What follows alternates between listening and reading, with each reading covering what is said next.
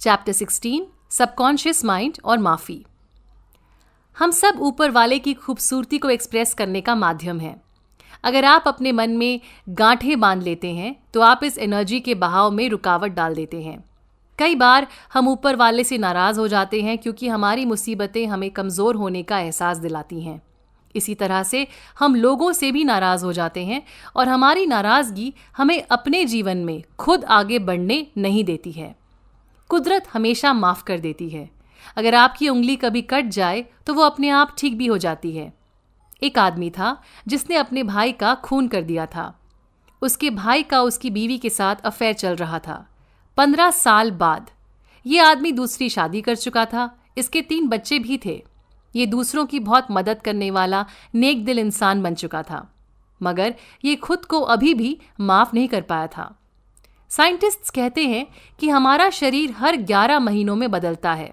Joseph Murphy ने इस शख्स को समझाया कि जिस इंसान ने उनके भाई का मर्डर किया था वो सालों पहले गुजर चुका है, इसीलिए उन्हें आज खुद को सज़ा देने की कोई ज़रूरत नहीं है। उन्हें खुद को माफ़ करना ही होगा। अगर आपको कोई कुछ कहता है जो सच नहीं है तो आप उससे हर्ट हो ही नहीं सकते। आप आसानी से उस थॉट को रिजेक्ट कर सकते हैं। दूसरी तरफ अगर आपको कोई फीडबैक मिलती है जिसको अपनाने से आपका फ़ायदा होगा तो आपको उस इंसान का शुक्रिया अदा करना चाहिए। जोसेफ एक शादी में गए थे। दुल्हन दूल्हे का चर्च में इंतज़ार करती रही। दूल्हा नहीं आया। दुल्हन ने कुछ आंसू बहाए और बोली, शायद ये हमारे लिए सही नहीं था, क्योंकि मैंने ऊपर वाले से कहा था कि जो भी हम दोनों के लिए अच्छा है वही होना चाहिए। शायद इस लड़की की जगह कोई और लड़की होती तो बेहोश हो जाती और उसे हॉस्पिटलाइज भी करना पड़ सकता था। मगर जब हम ऊपर वाले से और अपने सबकॉन्शियस माइंड से जुड़ जाते हैं और भरोसा करना सीख जाते हैं तो हम हर स्थिति में शांत रहते हैं। अगर आप अपने जीवन में सुख शांति चाहते हैं तो आपको माफ़ करना सीखना होगा। खुद को और दूसरों को माफ़ करना बहुत ज़रूरी है। अगर आप अपने अंदर दूसरों के लिए गुस्सा पालते रहते हैं तो इससे आपकी सेहत पर बहुत बुरा असर पड़ता है। माफ़ करने के लिए सबसे ज़रूरी है माफ़ करने की इच्छा रखना। अगर आप माफ़ करने की इच्छा रखते हैं तो आप इस जंग को जीत जाएंगे।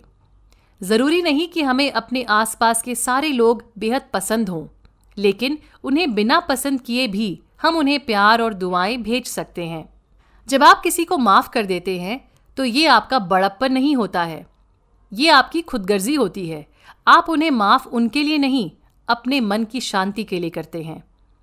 अपने दिमाग को शांत कीजिए, ऊपर वाले के बारे में सोचिए और फिर अपने सबकॉन्शियस माइंड से कहिए, मैं पूरी तरह से माफ़ करती हूँ। मैंने उस हर शख्स को जिसने मुझे कभी भी दुख दिया है उसे आज़ाद करती हूँ। मैं उन सब को दुआ देती हूँ, वो खुश रहें और उनका जीवन शांतिपूर्वक बीते। मैं भी आज़ाद हूँ और वो भी आज़ाद हैं। अब आप ये कैसे टेस्ट कर सकते हैं कि आपने वाकई किसी को माफ़ कर दिया है? जब आपके सामने कोई उस शख्स की तारीफ़ करे और आपको कोई फ़र्क ही ना पड़े, तब आप आगे बढ़ चुके हैं। उदाहरण के तौर पर, अगर आपको पिछले साल दांत में दर्द हुआ था और इस साल मैं आपसे उस एपिसोड के बारे में बात करूं, तो आपको वो इंसिडेंट याद तो होगा, मगर उसके बारे में बात करते हुए आपको कोई तकलीफ नहीं होगी।